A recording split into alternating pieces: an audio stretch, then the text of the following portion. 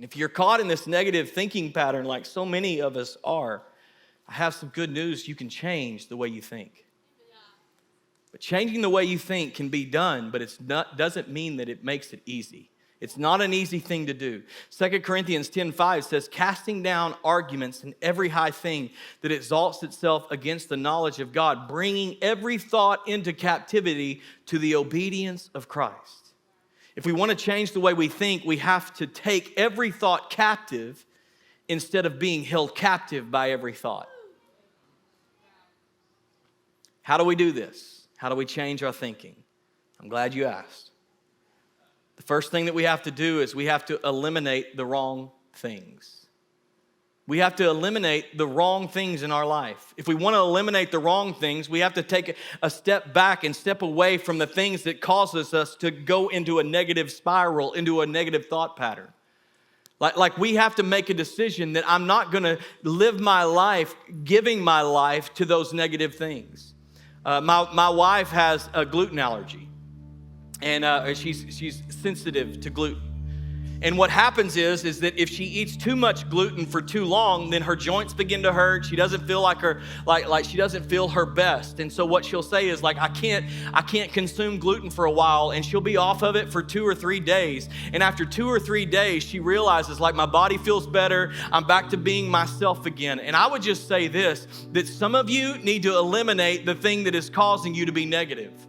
Like some of you need to look at your life, and man, every time I get on social media, I compare myself to somebody else. I compare my life with somebody else's life, and it sends me into this negative, why don't I look like that, or why don't I act like that? And it sends me into this negative spiral, so I'm going to eliminate that from my life. Some of you need to stop watching the news all the time, and you need to watch just enough to be informed, but stop watching the news all the time, because every time you get off a news channel, you talk about, man, the world's going to hell in a handbasket, man. Like it's just no hope for the, like what it's doing is you're saying this is causing me to live in a negative mindset, and so I'm going to eliminate it from my life. Some of you have a friend group, and y'all get together and you talk about how sorry your husbands are. Sorry your life is. Like it's just negative all the time. And I'll just tell you, like if you want to change your thoughts, you're gonna have to eliminate some people. Like we have to eliminate the thing that's hurting us. Negative thoughts aren't harmless. In fact, negative thoughts are hurting you. Scientific research shows that when we focus on negative things, our brains release a toxic chemical into our body that attacks our immune system. It attacks your immune system. Some research has shown this, that 75 to 80% of illness can be attributed to negative thinking. 75 to 80% of illness, of what's making you sick. Like I don't know if you're like me, like if there was something that I knew was making me sick, I would eliminate it immediately. But we just keep on consuming the same thing over and over and over again. But I've got good news. If your thoughts can make you sick, then that means that your thoughts can make you healthy. But you're going to have to change the way you think. So how do we do that? We meditate on the right things. We choose to eliminate the wrong things, and we meditate on the right things.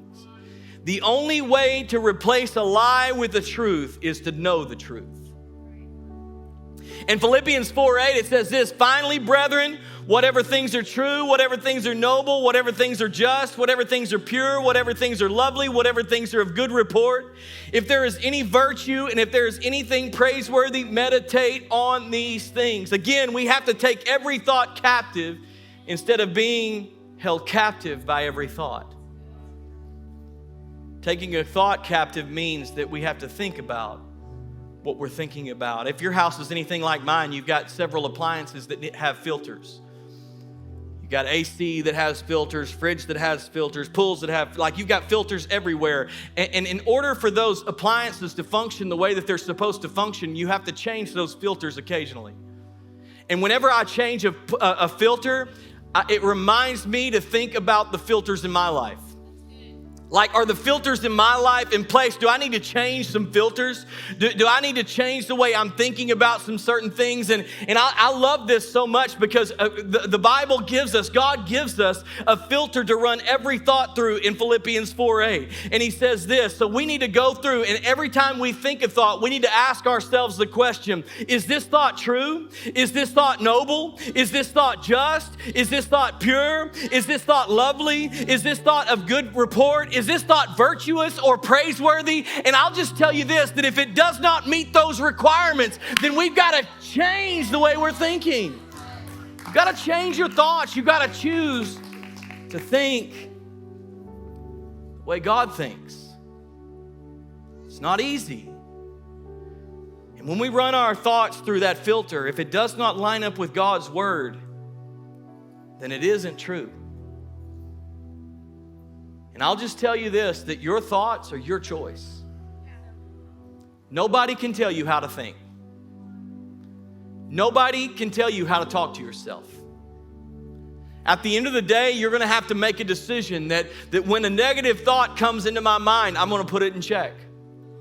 I'm not going to let it captivate me. I'm not going to dwell on it. I'm not going to live with it. I'm going to make a decision that I'm not going to think that way anymore. I'm not going to live my life that way anymore. We have to make the decision to eliminate what's harming us and to meditate on what's helping us.